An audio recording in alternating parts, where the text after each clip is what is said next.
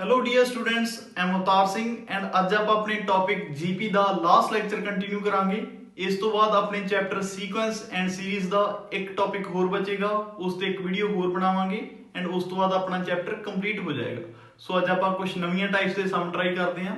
ਤਾਂ ਆਪਣੇ ਕੋਲ ਫਸਟ ਸਮ ਗਿਵਨ ਹੈ, if the first and nth term of GP are a and b। okay, so ਆਪਾਂ ਨੂੰ ਫਸਟ ਟਰਮ ਦਿੱਤੀ ਹੋਈ ਹੈ a and nth term ਦਿੱਤੀ ਹੋਈ ਹੈ b एंड एक चीज होर गिवन है p is product of n terms। तो अपन ਨੂੰ p ਦਿੱਤਾ ਹੋਇਆ product of n terms and ਆਪਾਂ ਪ੍ਰੂਵ ਕਰਨਾ ਹੈ p square is equals to ab raised to power n। Okay, and ਇਹ ਕੁਐਸਚਨ ਆਪਾਂ ਹੋਮਵਰਕ ਵਿੱਚ ਵੀ ਦਿੱਤਾ ਸੀ ਲਾਸਟ ਵੀਡੀਓ ਵਿੱਚ। ਸੋ ਆਪਾਂ ਇਸ ਨੂੰ ਟਰਾਈ ਕਰਦੇ ਹਾਂ। ਤਾਂ ਫਸਟਲੀ ਆਪਾਂ ਨੂੰ ਕੀ ਦਿੱਤਾ ਹੋਇਆ, p is product of n terms। ਤਾਂ ਆਪਾਂ ਲਿਖ ਲੈਂਦੇ ਹਾਂ p is equals to a1 into a2 into a3 up to so on an। यही चीज दी हुई है। ओके, सो हुण आपां फर्स्ट टर्म ਨੂੰ ਕੀ ਲਿਖਦੇ ਹੁੰਦੇ ਆ, ਆਪਾਂ ਸਾਈਡ ਤੇ ਲਿਖ ਲਈਏ। ਫਰਸਟ ਟਰਮ ਤਾਂ ਆਪਣੇ ਕੋਲੇ a ਹੀ ਹੁੰਦੀ ਹੈ, ਠੀਕ ਹੈ।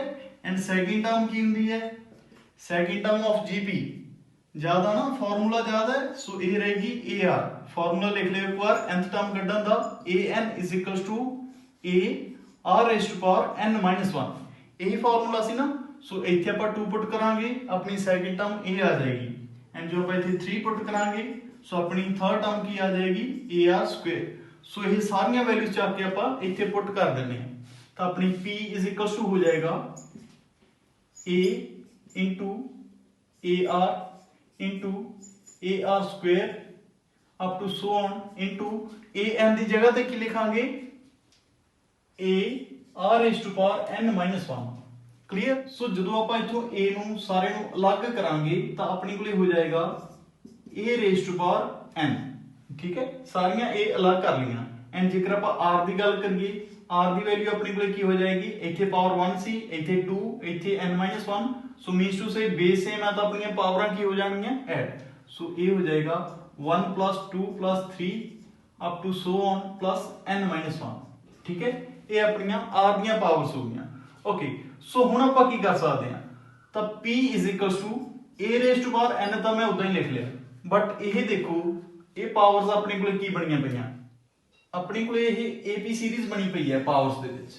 ठीक है, ओनली पावर्स देखो 1 + 2 + 3 + up to so on n - 1। So इन्हां दे विच कॉमन डिफरेंस कितना आ रहा सारिਆਂ ਦੇ ਵਿੱਚ 1। सो दैट मींस ये AP सीरीज आ, ਤਾਂ ਆਪਾਂ AP सीरीज ਦੇ ਸਮ ਦਾ ਫਾਰਮੂਲਾ ਲਾਉਣਾ ਜਸਟ, है ना, बिकॉज ਆਪਾਂ ਨੂੰ ਸਮ ਦਿੱਤਾ ਹੋਇਆ ਇਹਨਾਂ ਨੇ। सो सम ਦਾ ਫਾਰਮੂਲਾ ਕੀ ਹੁੰਦਾ ਹੈ, Sn is equals to n upon 2 and a plus l। ਇਹੀ ਫਾਰਮੂਲਾ ਸੀ AP ਸੀਰੀਜ਼ ਦੇ ਸਮ ਦਾ। ਸੋ ਆਪਾਂ ਲਗਾ ਦਿੰਨੇ ਆ n ਦੀ ਜਗ੍ਹਾ ਤੇ ਹੁਣ ਆਪਣੇ ਕੋਲੇ ਕੀ ਹੈ n - 1। ਸੋ n - 1 upon 2 ਲਿਖਤਾ। ਓਕੇ, ਬ੍ਰੈਕਟ ਦੇ ਵਿੱਚ ਫਰਸਟ ਟਰਮ a ਆਪਾਂ ਨੂੰ ਕਿੰਨੀ ਦਿੱਤੀ ਹੋਈ ਹੈ 1 ਐਂਡ ਲਾਸਟ ਟਰਮ ਕਿੰਨੀ ਦਿੱਤੀ ਹੋਈ ਹੈ n - 1। ਸੋ ਇਹ ਚੀਜ਼ ਬਣ ਗਈ। ਠੀਕ ਹੈ, एंड अपने को इस वन नाल आ चला गया। सो हुण अपने को की बच गया p is equals to a raised to power n r raised to power n - 1 upon 2। सो ये चीज बच गई। सो हुण आपां इस ते थोड़ी ट्रिक यूज करते हैं ਤਾਂ ਜੋ अपना ईजिली सॉल्व हो जाए, नहीं तो काफी लंबा चला जाएगा। सो हुण आपां इत्थे जिहड़ा a raised to power n है इस दे नाल 2 मल्टीप्लाई भी कर दिंने आ एंड 2 डिवाइड भी कर दिंने आ ओनली पावर नाल। ठीक है, ਤਾਂ ਜੋ ਜਿਹੜੀ ਆਪਣੀ ਹੋਲ ਪਾਵਰ ਆ ਉਸ ਦੇ ਵਿੱਚੋਂ n/2 ਕੀ ਨਿਕਲ ਸਕੇ, ਬਾਹਰ ਨਿਕਲ ਸਕੇ। ਸੋ ਆਪਾਂ ਲਗਾਉਣੇ ਆ, ਇਸ ਨੂੰ ਇਰੇਜ਼ ਕਰ ਦਿੰਨੇ ਆ ਐਂਡ ਆਪਣਾ ਹੋ ਜਾਏਗਾ ਇਹ ਟਰਮ ਆਪਣੀ ਬਣ ਜਾਏਗੀ p is equals to a raised to power 2n upon 2। ठीक है, 2 में मल्टीप्लाई भी कर लिया, 2 डिवाइड भी कर लिया। ओके, एंड रिमेनिंग टर्म अपनी की सीगी n - 1 upon 2। सो हुण देखो जी सारी टर्म ਦੇ ਵਿੱਚੋਂ ਆਪਣੇ ਕੋਲੇ n/2 ਕਾਮਨ ਨਿਕਲ ਰਿਹਾ, ਇੱਥੋਂ ਵੀ ਆਪਣਾ n/2 ਜਾ ਰਿਹਾ ਐਂਡ ਇੱਥੋਂ ਵੀ n/2। ਸੋ ਆਪਾਂ ਕਾਮਨ ਕੱਢ ਦਿੰਨੇ ਆ ਐਂਡ ਇਹ ਬਚੇਗਾ p is equals to a raised to power 2। ਇੱਥੇ ਇਕੱਲਾ 2 ਹੀ ਰਹਿ ਜਾਏਗਾ ਨਾ, ਬਿਕੋਜ਼ n/2 ਤਾਂ ਮੈਂ ਬਾਹਰ ਹੀ ਕੱਢਤਾ, ਇੱਥੇ ਆਪਾਂ ਬਾਹਰ ਹੀ ਕੱਢਤਾ ਹੋਲ ਪਾਵਰ ਦੇ ਵਿੱਚੋਂ। ਠੀਕ ਹੈ, ਓਕੇ, ਸੋ ਇੱਥੇ ਰਿਮੇਨਿੰਗ ਬਚੇਗਾ ਆਪਣੇ ਕੋਲੇ n - 1 ਇਹੀ ਬਚੇਗਾ ਬਿਕੋਜ਼ n/2 ਤਾਂ ਬਾਹਰ ਹੀ ਨਿਕਲ ਗਿਆ। ओके, सो हुण मैं इस नूं थोड़ा जिहा तोड़ के लिखां तां इदां भी लिख सकदा a into a r raised to power n - 1। ठीक है, इस तरीके भी लिख सकते हैं। अपने कोले ऊपर ਤਾਂ n/2 ਪਿਆ ਹੀ ਪਿਆ। ਸੋ ਹੁਣ ਆਪਾਂ ਇਸ ਵਾਲੀ ਟਰਮ ਨੂੰ ਕੀ ਲਿਖ ਸਕਦੇ ਹਾਂ, ਦੇਖੋ ਇਹਨਾਂ ਨੇ ਆਪਾਂ ਨੂੰ ਕਿਹਾ ਸੀ nth term of GP is b, nth term ਆਪਾਂ ਨੂੰ ਕਿੰਨੀ ਦਿੱਤੀ ਹੋਈ ਹੈ b, ਤਾਂ ਬਿਲਕੁਲ nth ਟਰਮ ਦਾ ਫਾਰਮੂਲਾ ਨਹੀਂ ਬਣਿਆ ਪਿਆ। nth ਟਰਮ ਦਾ ਫਾਰਮੂਲਾ ਇਹੀ ਹੁੰਦਾ ਸੀ ਨਾ a r⁻n-1। So nth term ਆਪਾਂ ਨੂੰ ਉਹਨਾਂ ਨੇ ਦਿੱਤੀ ਹੋਈ ਹੈ b, ਸੋ ਮੈਂ ਇੱਥੇ ਵੀ ਲਿਖ ਸਕਦਾ b a⁻n-1। ਠੀਕ ਹੈ, ਤਾਂ ਜਿੱਥੇ ਆਪਾਂ ਨੂੰ ਇਹ ਟਰਮ ਮਿਲ ਗਈ ਉਹਦੀ ਜਗ੍ਹਾ ਤੇ ਮੈਂ b ਵੀ ਪੁੱਟ ਕਰ ਸਕਦਾ। ਸੋ ਇਸ ਥਾਂ ਤੇ ਮੈਂ b ਲਿਖ ਸਕਦਾ। ਸੋ ਇਹ ਆਪਣੀ ਬਣ ਜਾਏਗੀ p a/b⁻n/2।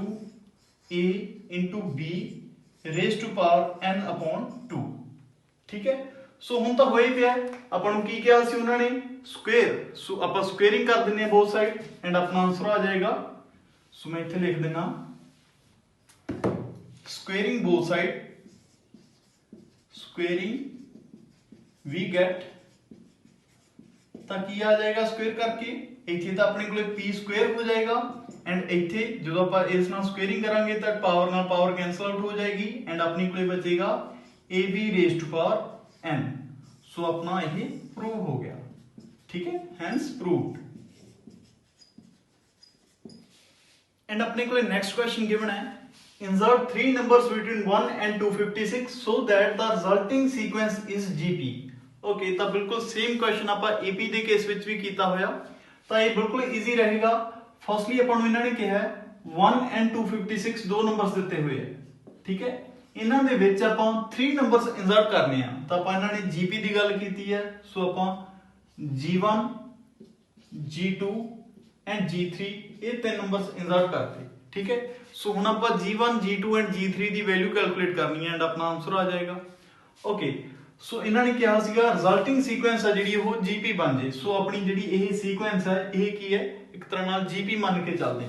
ਤਾਂ GP ਦੀ ਆਪਣੀ ਕੋਲੇ ਫਰਸਟ ਟਰਮ ਕੀ ਹੁੰਦੀ ਹੈ A।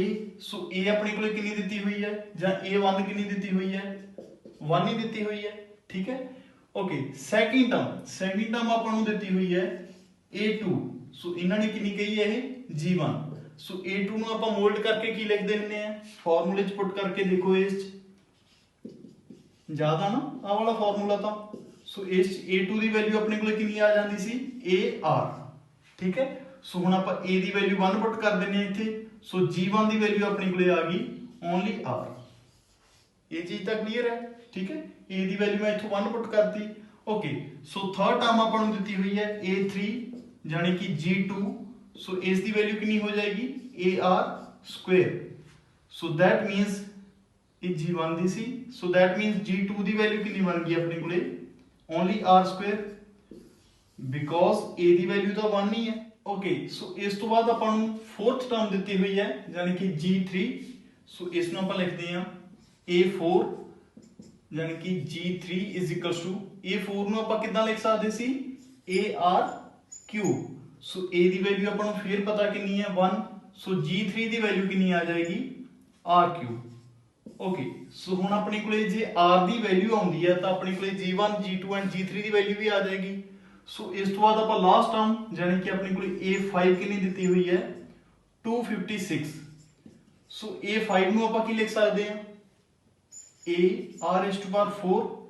A5 ਨੂੰ ਲਿਖ ਸਕਦੇ ਹਾਂ ਨਾ =256। ਸੋ ਦੈਟ ਮੀਨਸ ਆਪਣੇ ਕੋਲੇ A ਦੀ ਵੈਲਿਊ ਤਾਂ ਕਿੰਨੀ ਹੈ 1 ਹੀ ਹੈ। ਸੋ ਆਪਣੇ ਕੋਲੇ A ਦੀ ਵੈਲਿਊ 1 ਪੁੱਟ ਕਰਦੇ ਹਾਂ ਤਾਂ ਇਹ ਆ ਜਾਏਗਾ R⁴ =256। ਠੀਕ ਹੈ, ਸੋ ਜਦੋਂ ਆਪਾਂ ਇਸ ਨੂੰ ਐਲਸੀਐਮ ਲੈ ਕੇ ਚੱਲਾਂਗੇ ਤਾਂ ਆਪਣੇ ਕੋਲੇ ਆ ਜਾਏਗਾ R⁴ ਆ ਜਾਏਗਾ ਐਂਡ ਇੱਥੇ 4⁴। ਸੋ ਆਪਣੇ ਕੋਲੇ R ਦੀ ਵੈਲਿਊ ਆ ਗਈ +-4।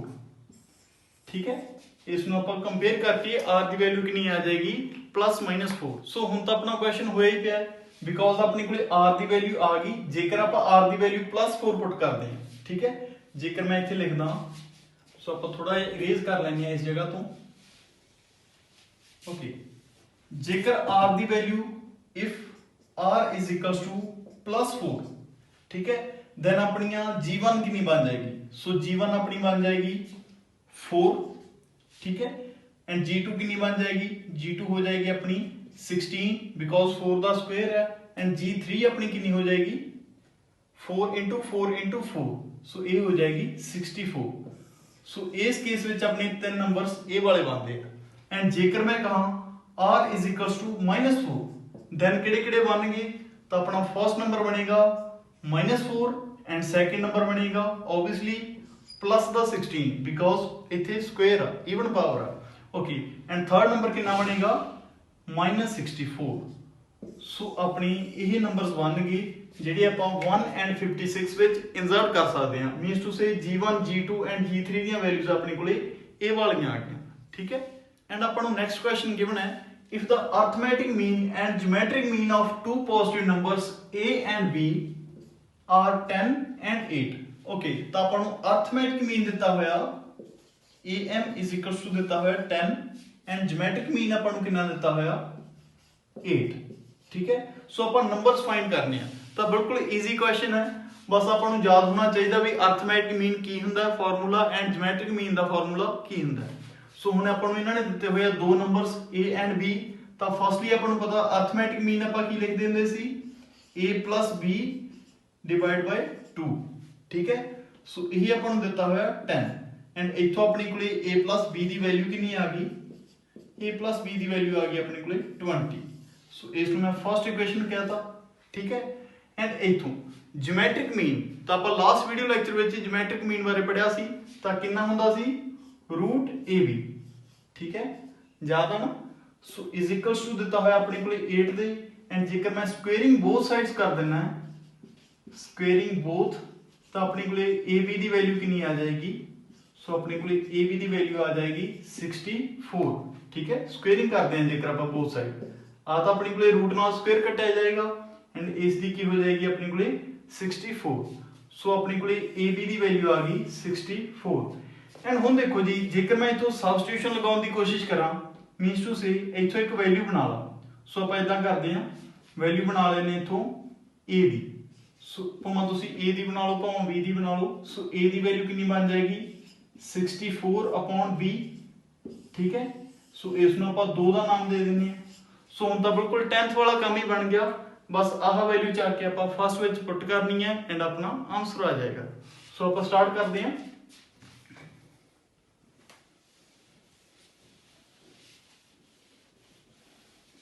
ओके सो हुण देखो जी a + b = 20 सी तां आपां a दी जगह ते की पुट करना 64/b।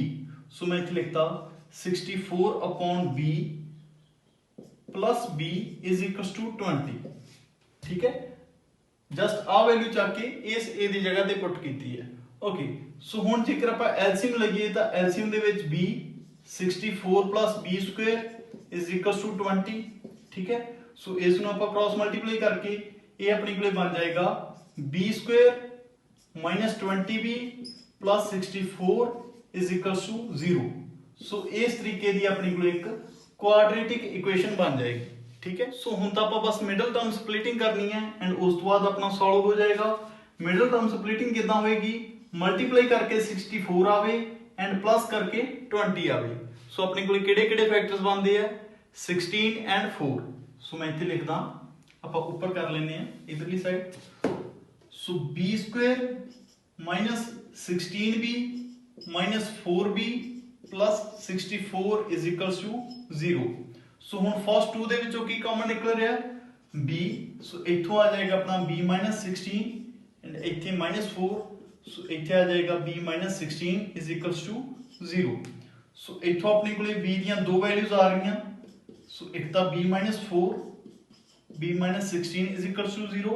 सो अपने कोले b दियां दो वैल्यूज आ रही हैं b = 4 और b = 16। ठीक है ਹੁਣ देखो जी जेकर ਆਪਾਂ ਲੈਟ ਕਰਦੇ ਹਾਂ b ਦੀ ਵੈਲਿਊ 4 ਹੈ ਸੋ a ਦੀ ਵੈਲਿਊ ਕਿੰਨੀ ਬਣੇਗੀ ਮੈਂ ਇੱਥੇ ਕਰ ਦਿੰਨਾ if b = 4 ਸੋ a ਕਿੰਨਾ ਬਣ ਜਾਏਗਾ ਆਪਾਂ 2 ਚ ਪੁੱਟ ਕਰ ਦਿੰਨੇ ਆ ਸੋ a ਆਪਣਾ ਹੋ ਜਾਏਗਾ 64/4 ਸੋ ਇਹ ਹੋ ਜਾਏਗਾ 16। ਠੀਕ ਹੈ ਐਂਡ ਜੇਕਰ ਆਪਾਂ ਲੈਟ ਕਰਦੇ ਹਾਂ if b = 16 ਬਿਕੋਜ਼ ਆਪਣੀ ਦੂਸਰੀ ਵੈਲਿਊ ਕਿੰਨੀ ਆਈ ਸੀ 16। सो अपनी a की वैल्यू कितनी आ जाएगी 64/16 कर देने। सो अपनी a की वैल्यू कितनी आ जाएगी 4। मीनस टू से भी अपनी जेहड़ियां वैल्यूज आ वो तो 4 ते 16 ही आ रही हैं एक बार a ਦੀ ਵੈਲਿਊ 4 ਆ ਰਹੀ ਹੈ, ਇੱਕ ਵਾਰ b ਦੀ ਵੈਲਿਊ 4 ਆ ਰਹੀ ਹੈ। ਠੀਕ ਹੈ। ਐਂਡ ਆਪਾਂ ਨੂੰ ਨੈਕਸਟ ਕੁਐਸਚਨ ਦਿੱਤਾ ਹੋਇਆ ਫਾਈਂਡ ਦਾ ਸਮ ਆਫ ਸੀਕੁਐਂਸ ਗਿਵਨ। ਤਾਂ ਆਪਾਂ ਨੂੰ ਇੱਕ ਸੀਕੁਐਂਸ ਦਿੱਤੀ ਹੋਈ ਹੈ, ਆਪਾਂ ਇਸ ਦਾ ਸਮ ਕੈਲਕੂਲੇਟ ਕਰਨਾ। ਓਕੇ, ਤਾਂ ਫਸਟਲੀ ਆਪਾਂ ਦੇਖ ਲਈਏ ਵੀ ਇਹ ਸੀਕੁਐਂਸ ਜੀਪੀ ਤਾਂ ਨਹੀਂ ਬਣ ਰਹੀ। ਤਾਂ ਜੇਕਰ ਆਪਾਂ a2/a1 ਕਰਦੇ ਹਾਂ ਤਾਂ ਆਨਸਰ ਆਏਗਾ 11 ਐਂਡ ਜੇਕਰ ਆਪਾਂ a3/a2 ਕਰਦੇ ਹਾਂ ਤਾਂ ਆਪਣਾ ਆਨਸਰ 11 ਨਹੀਂ ਆਏਗਾ। ਸੋ ਦੈਟ ਮੀਨਸ ਇਹ ਜੀਪੀ ਤਾਂ ਨਹੀਂ ਬਣ ਰਹੀ। ਠੀਕ ਹੈ, ਬਿਕੋਜ਼ ਇਹਨਾਂ ਦੀ ਰੇਸ਼ੀਓ ਕਾਮਨ ਨਹੀਂ ਆ ਰਹੀ। ਐਂਡ ਇਸ ਤੋਂ ਬਾਅਦ ਜੇਕਰ ਆਪਾਂ ਦੇਖੀਏ ਕਿ ਇਹ ਏਪੀ ਬਣ ਰਹੀ ਹੈ, ਇਹਨਾਂ ਦਾ ਡਿਫਰੈਂਸ ਵੀ ਕਾਮਨ ਨਹੀਂ ਆ ਰਿਹਾ, ਸੋ ਇਹ ਏਪੀ ਵੀ ਹੈ ਨਹੀਂ। ਠੀਕ ਹੈ, ਸੋ ਹੁਣ ਆਪਾਂ ਇਸ ਦਾ ਸਮ ਕਿਵੇਂ ਕੈਲਕੂਲੇਟ ਕਰਾਂਗੇ? ਆਪਾਂ ਕੋਸ਼ਿਸ਼ ਕਰਾਂਗੇ ਵੀ ਆਪਾਂ ਇਸ ਨੂੰ ਜੀਪੀ ਦੀ ਫਾਰਮ ਵਿੱਚ ਕਨਵਰਟ ਕਰ ਦਈਏ। ਠੀਕ ਹੈ, ਸੋ ਨਿਊ ਟਾਈਪ ਦਾ ਕੁਐਸਚਨ ਹੈ, ਪਲੀਜ਼ ਧਿਆਨ ਨਾਲ ਕਰਨਾ ਹੈ, ਇੰਪੋਰਟੈਂਟ ਵੀ ਕਾਫੀ ਹੈ, ਇਦਾਂ ਦਾ ਕੁਐਸਚਨ ਮਿਲ ਜਾਂਦਾ ਹੁੰਦਾ। ਸੋ ਓਕੇ, ਤਾਂ ਫਸਟਲੀ ਮੈਂ ਇਸ ਨੂੰ ਇਦਾਂ ਲਿਖ ਸਕਦਾ Sn is equals to 7 plus 77 plus 777 up to n terms। ਠੀਕ ਹੈ, ਹੁਣ ਦੇਖੋ ਜੀ ਸਾਰੇ ਦੇ ਵਿੱਚੋਂ ਮੈਂ ਜੇਕਰ 7 ਕਾਮਨ ਕੱਢਦੇ ਆ ਤਾਂ ਆਪਣੀ ਕੋਲੇ ਰਹਿ ਜਾਏਗਾ 7 ਕਾਮਨ ਕੱਢਤਾ, ਅੰਦਰ ਬਚੇਗਾ 1 plus 11 plus 111 plus up to n terms। Okay, so ਹੁਣ ਦੇਖੀਏ ਜੀਪੀ ਤਾਂ ਇਹ ਹਜੇ ਵੀ ਨਹੀਂ ਬਣ ਰਹੀ। ਸੋ ਹੁਣ ਆਪਾਂ ਮਲਟੀਪਲਾਈ ਐਂਡ ਡਿਵਾਈਡ ਕਰਾਂਗੇ 9 ਨਾਲ। ਸੋ ਇਹ ਸਟੈਪ ਨੂੰ ਤੁਸੀਂ ਯਾਦ ਹੀ ਰੱਖਣਾ, ਮਲਟੀਪਲਾਈ ਐਂਡ ਡਿਵਾਈਡ ਬਾਈ 9। ਸੋ ਸਾਰੇ ਕੁਐਸਚਨ ਵਿੱਚ ਹੀ ਆਪਾਂ ਇਦਾਂ ਕਰਨਾ, ਇਸ ਨਾਲ ਆਪਣੀ GP1 ਦੇ ਚਾਂਸਸ ਵੱਧ ਜਾਣਗੇ। ਠੀਕ ਹੈ, ਸੋ ਜੇਕਰ ਮੈਂ 9 ਨਾਲ ਡਿਵਾਈਡ ਕਰਦਾ ਫਸਟਲੀ ਤਾਂ ਇਹ ਹੋ ਜਾਏਗਾ 7/9।